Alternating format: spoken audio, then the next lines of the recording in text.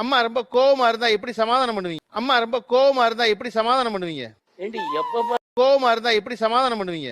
ஏண்டி எப்ப பார்த்தாலும் இப்படி கோச்சுருந்தா நான் என்னடி பண்ணுவேன் அப்படின்னு கேட்பேன்.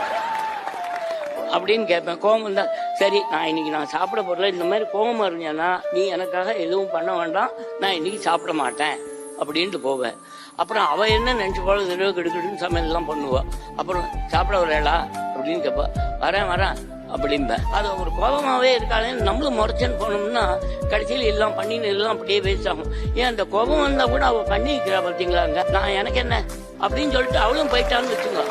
அந்த மாதிரி இருக்கக்கூடாது குடும்பம். இவர் கோவமா இருந்தா என்னவா சமாதானப்படுத்துவீங்க? எப்படி சமாதானப்படுத்துவீங்க? அவர் கோவமா இருக்காருனாக்க நான் அடங்கி போயிடுவேன், அதை பொருட்படுத்த மாட்டேன். நாம ஒருத்தருக்கொத்தர் விட்டு கொடுத்து போறதுனாலதான் நம்ம குழந்தைகளும் நல்லபடியா வளர முடியும். இத்தனை வருஷமா அப்படிதான் வாழ்ந்துட்டு இருக்கோம். 56வது வருஷம் இப்ப நாங்க முடிய போறது, 56 முடிய போறோம். அம்மா